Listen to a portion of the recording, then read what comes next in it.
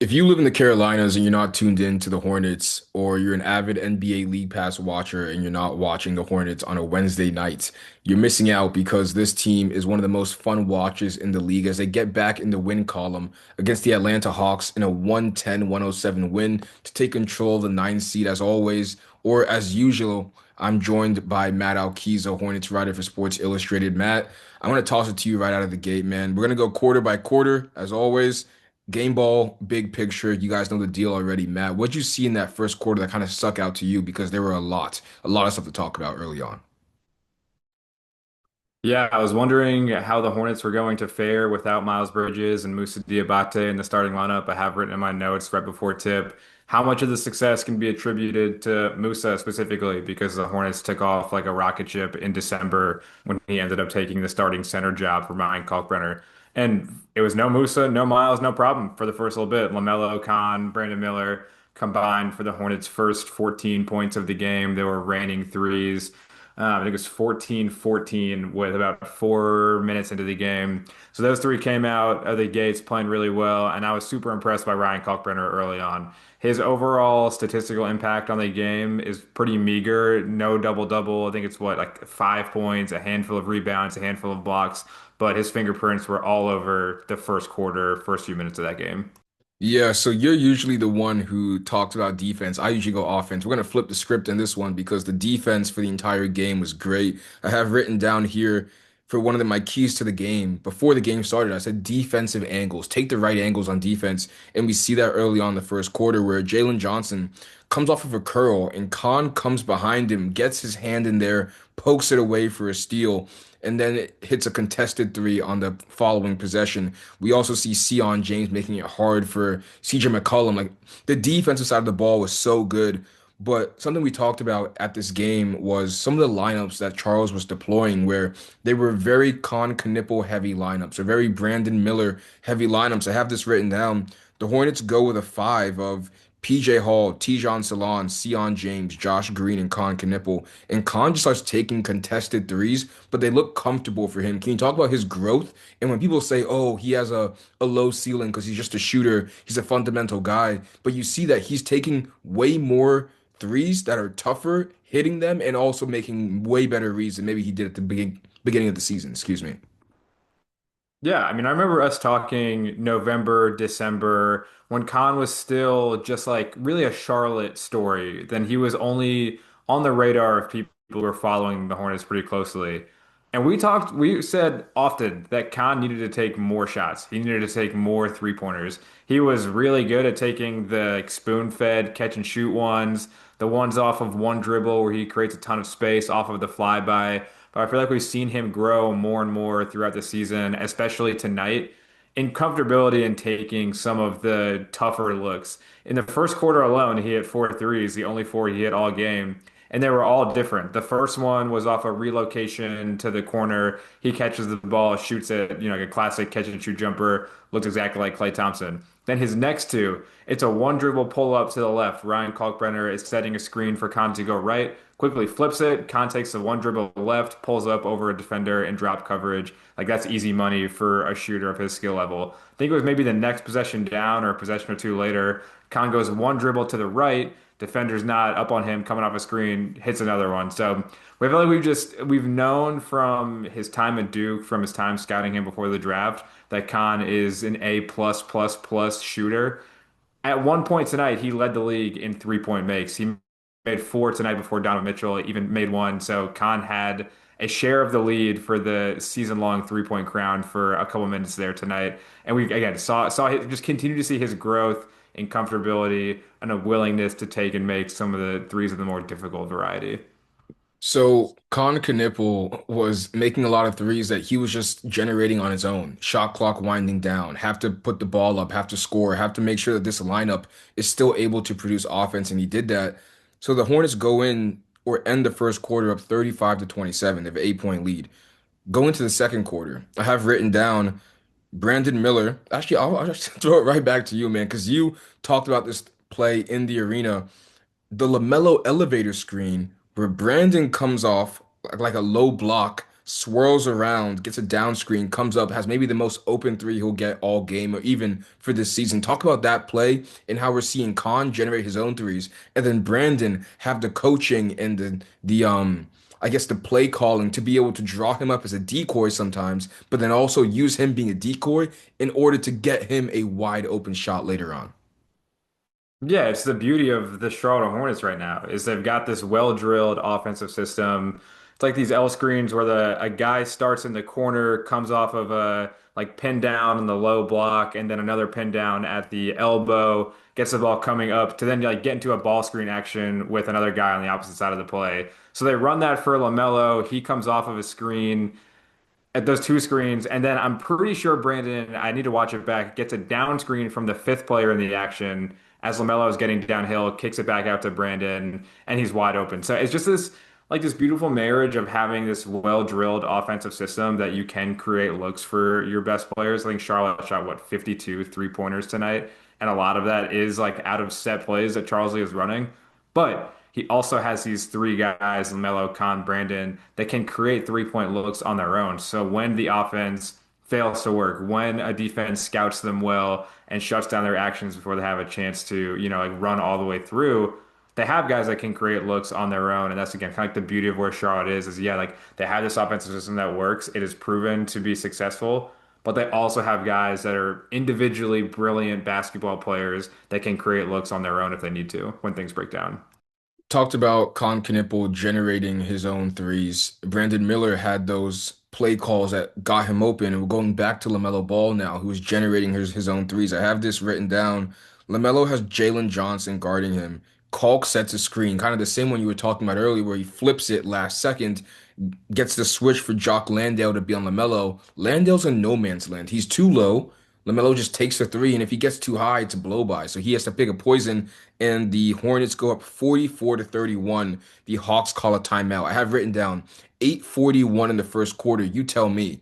Ryan Kalkbrenner has 0 points and 1 rebound, but he's been so effective in this game. Talk about how he impacted the game so early on, or so well early on, without having any of the box score stuff that kind of makes your brain light up. Yeah, it's on defense. He is just like such a good instinctual defender. Does a really good job of defending without fouling. Knows his limits. Is pretty good at like getting vertical at the rim, kind of like old school Roy Hibbert style, where like you know that he's going to get up and contest a shot and not foul by swinging his arms down, which I do think he did. I do think he got one foul tonight that I can remember where he like put his arms down on a guy attacking the rim. Really good at defending without fouling. Just like a huge presence at the rim when he's in drop coverage. You combine just the size with the IQ, with the timing, which is like a good rim protector. He's only been in the NBA for 6 months. It takes him, you give him another year in Charlotte's strength training program, and you get some more capable perimeter defenders around him. I think Kalkbrenner will be just like a very solid defensive center for a long time. And then on offense, you called it out, the Tyson Chandler tap outs he did a couple of times where he knows he's not going to pull down the offensive rebound through three or four people, but just taps it out. He keeps the ball alive for another guy to come in and get it. I think the Hornets' first bucket was off of a possession like that. Khan got credited with the offensive rebound, but Kalkbrenner kept it alive. It's just little things like that. It's the rim protection, it's the rebounding, it's the screening, like you just talked about. We talked about this in summer league. His angles of his screens are normally pretty good. He makes contact with defenders. You get just a huge presence as a screener on the perimeter that freed up the Hornets for three-point looks all throughout the first half. So Brandon Miller hits an off the dribble three after I wrote down 8:41 in the second quarter. Then the Hornets do something that we've been seeing, I guess, more frequently, where they just do a one-to-one swap with Brandon Miller for Kon Knueppel, and they just do one for one. So now we see a lineup of Grant, PJ, Sion, Josh, Kon. Unfortunately, the Hawks take advantage of this because they say, okay, Kon hit 4 threes in the first quarter. We are going to throw as much length at him as possible. And it kind of flustered him a little bit early in that second quarter. So the Hornets get 2 good threes. They get a Grant, um, can't just like blank for a second. Sorry, a Grant Williams corner three that he misses. Then another possession right after a Brandon Miller corner three that he misses. But what happens? The Hawks have CJ McCollum who hits a three, and then Gay, I think, or Okongwu hits a three. So the Hornets miss two threes, the Hawks makes two threes, and the lead gets cut from 14 to 6. And you tell me, this is when they need a Kobe White in the lineup. What can you expect when you see Kobe kind of come into this lineup post All-Star break, and how can he help Kon out? Because right now his offensive workload in some of these lineups is maybe too much. Yeah, it's not just Connor, it's Brandon Miller too. Both of those guys ran a lot with these defense first, all bench lineups defense first, all bench lineups. And you just need another guy who is a factor with the ball in his hand, who can both create looks for himself and create looks for his teammates.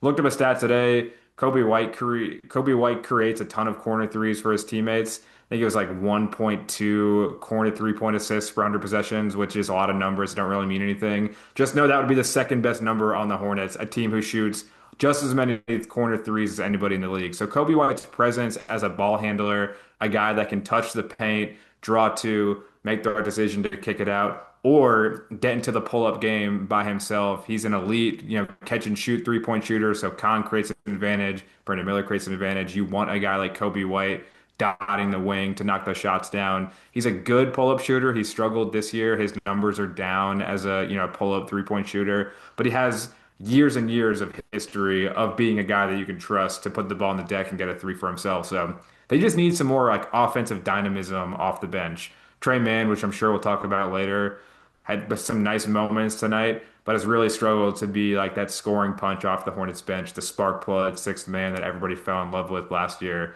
So yeah, they desperately need a guy on the bench to really be the main shot creator alongside one of their three star players in the starting lineup to kind of keep the Hornets offense afloat when the majority of those guys sit. So the score is 51 to 47 with 2 minutes and 6 seconds left in the second quarter. I write down, as I always do, how do you close? And I also wrote down right after that, you can't live with PJ Hall dump offs in the dunker spot and PJ Hall making decisions out of the short roll because the Hawks are saying, we are going to give you that every single time. PJ Hall, we're going to force you to make the right read every single time. And PJ had a great game. He did double double, but that can't be but that can't be how you determine things. Matt just sent me a message on Zoom that says, how do you close is going to be on my tombstone. And you're absolutely right there. But I want to talk about PJ Hall and then Grant Williams, who was battling on the boards for the entire game, but mainly in that late second quarter. What did you see from Grant in his time being the starting power forward for this team? Yeah, starting power forward and small ball center. They closed the second quarter with Grant at center. The last, I think, 149 had Tijon in place of Ryan Kalkbrenner, who had gotten into a little foul trouble. So yeah, man, I thought Grant was good. You and I talked after the fight on Monday night about how I believe that Grant Williams can give you the majority of what Miles Bridges was giving you overall impact wise. He's not going to give you the isolation scoring. He's not going to give you like dynamic plays in transition. He's not going to give you some of the playmaking that Miles can give you in one-on-one situations. Grant is more of a connector. He's going to keep the ball moving in the flow of the offense. The swing. Grant can be, the second pass of that to keep the ball moving, get a guy open. But it's the overall impact. It's the defense. It's the rebounding.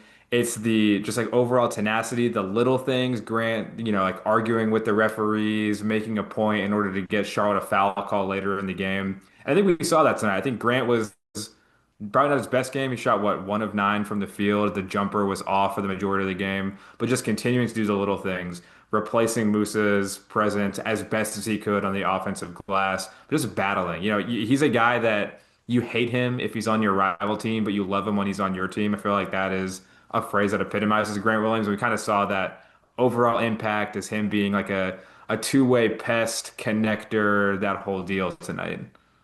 Yeah, so you talked about the end of the second quarter. Here's how it ends, because you mentioned that they do a offense for defensive swap, Sion for LaMelo Ball, and you're like, why would you do that?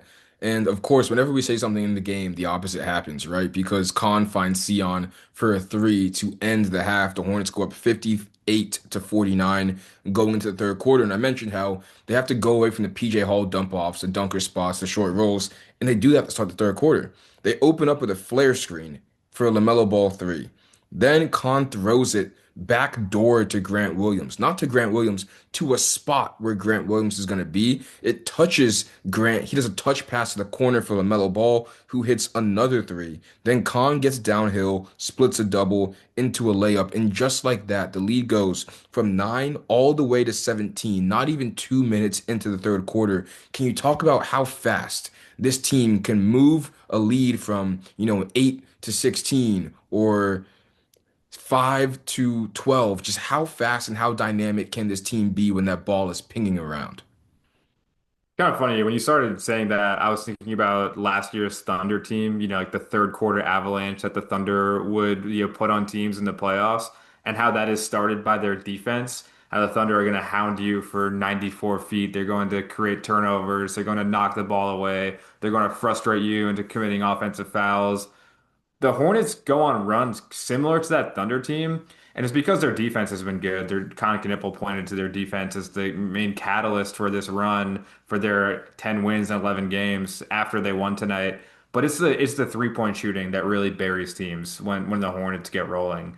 That when you have Grant Williams in the lineup, when you have Miles Bridges in the lineup, doesn't really matter. The Hornets have four guys out there that can shoot, that can dribble, that can pass, they can connect plays and take an advantage like Khan created by throwing that ball ahead to Grant Williams, who was cutting backdoor, and extend it and make that next pass, make that next play in order to turn a good shot into a great one. And that is what really spurs these runs for the Hornets.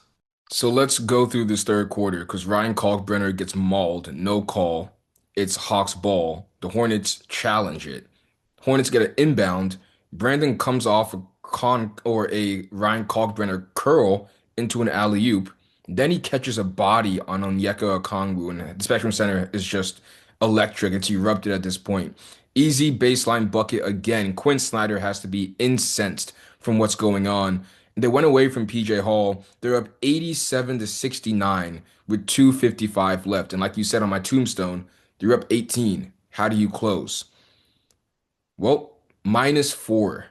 Go into the fourth quarter up 89 to 75. And this is where it gets fun because everything just seemed to be like a roller coaster in the fourth quarter. I'm just gonna throw it to you because Tijon comes into the game in the fourth quarter. We see some good stuff, we see some bad stuff, but overall, I think that he did his job for what they were expecting from him, especially with the suspensions. What you see early on in that fourth quarter before we dive into maybe the mayhem that happened later on.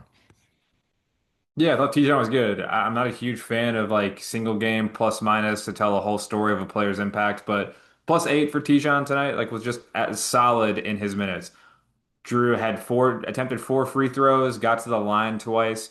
I've talked about this all summer of when you would watch Tijon last year, a lot of his finishes at the basket were kind of like fading away. He wasn't necessarily shying away from contact, but he wasn't imposing his will at the rim. He would try these like off balance, one-handed floaters, hook shots instead of like trying to get up and through the chest of a defender because he can. I mean, he's a huge dude. He's what, 6'9", 6'10", and fluid enough to do that. And we saw him do that twice tonight, get into the body of a shot blocker and attempt to finish and draw a foul. So good minutes from Tijon.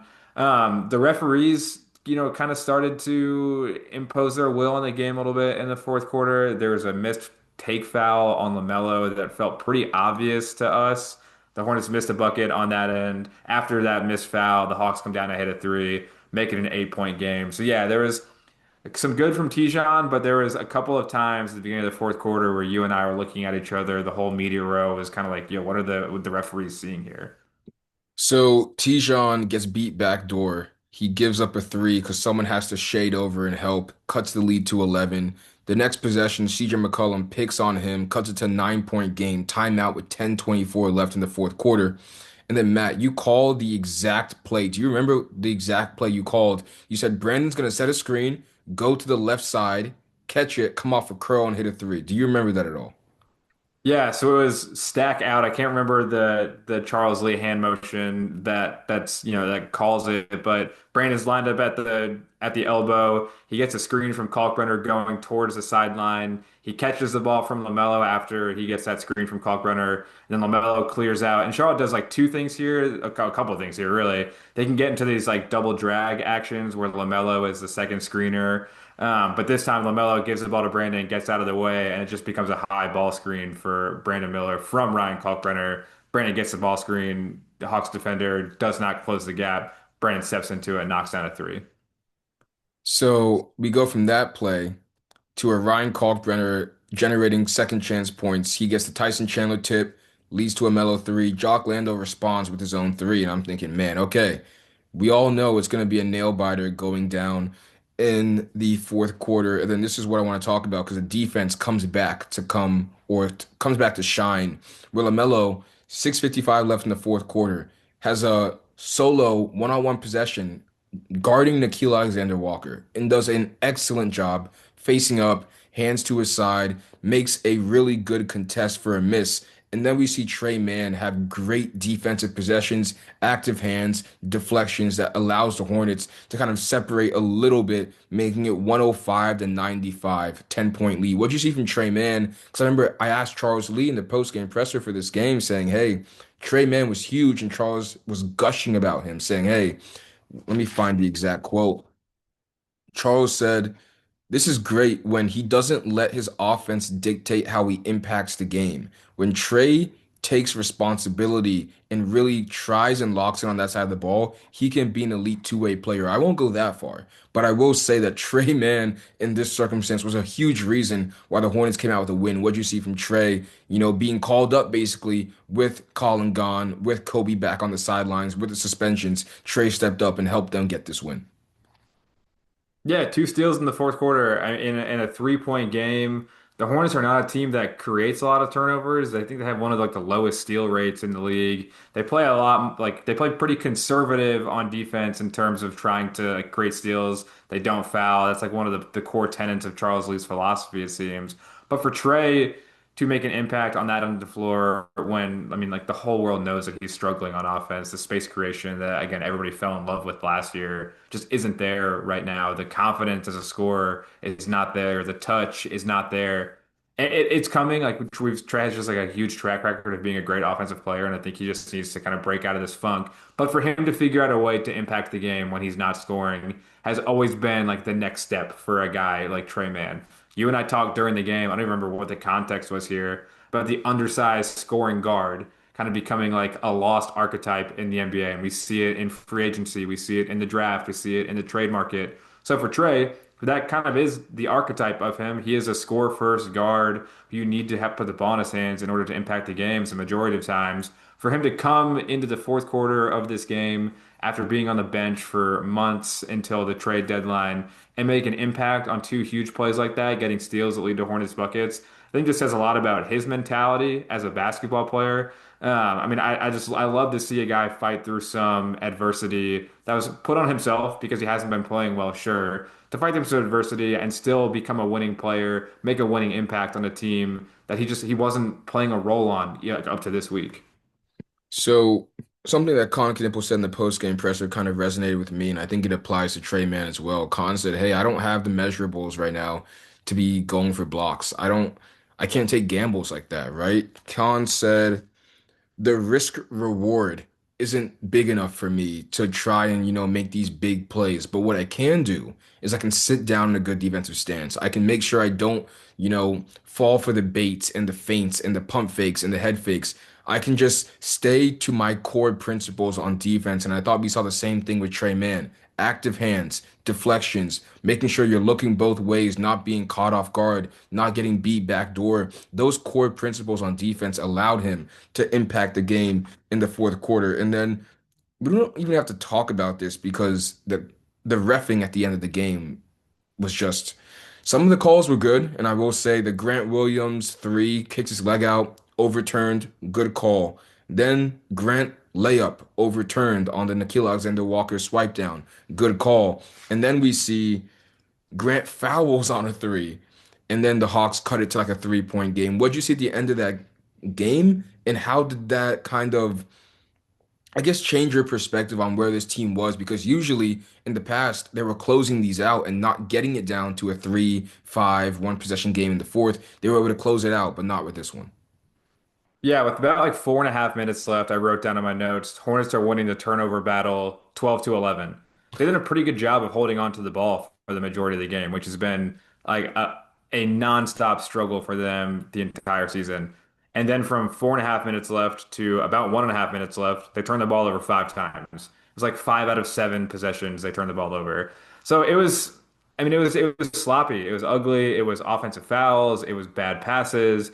Atlanta really just like ratcheted up the ball pressure. And when those guys try on defense, they've got three or four guys that are like long, athletic, mobile, that can really like, gum things up in passing lanes and make things difficult for ball handlers.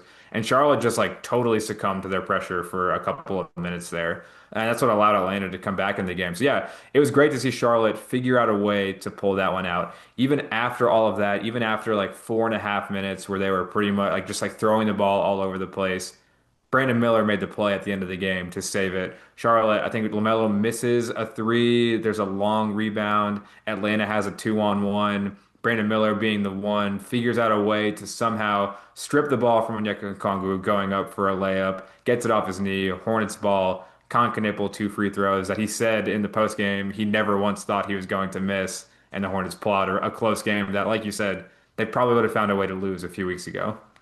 So I'm gonna have this down the template because Brandon had 31. He did have five turnovers, and a lot of those were late in the fourth. He had an illegal screen. He had a pass away that got deflected. But again, he made the biggest play of the game, which is getting that steal on Onyeka Okongwu. So in closing, I want to say the Hornets at the All-Star break last season had 13 wins. There were 39 losses. They have doubled their win total a year to now at the All-Star break. They're 26 and 28. And Kon Knueppel in the post-game said, now we come into every game as the hunters. We come in expecting to win these games. Matt, as we look forward after the All-Star break, where do you expect this team to be? How have they grown? And what is different about them now than maybe game five, game 11 of this season? Yeah, I mean, where they're going, the first two games out of the All-Star break are going to tell so much about these Hornets. It's a back-to-back next Thursday, next Friday, both games at home against Houston and Cleveland, two teams with legitimate championship aspirations. Two teams that Charlotte won, they beat a few weeks ago, and another one they played in a pretty tight game at the Spectrum Center. So those two games will tell me a lot. If Charlotte's still undermanned at that point, but maybe you get Kobe White back. If undermanned, they can hang with those two teams. And it's like it's all systems go for like a true run down the stretch of the season. Because after that, it's Chicago, Indiana, it's Washington, Chicago, Indiana, Portland, Dallas are the Hornets' next five.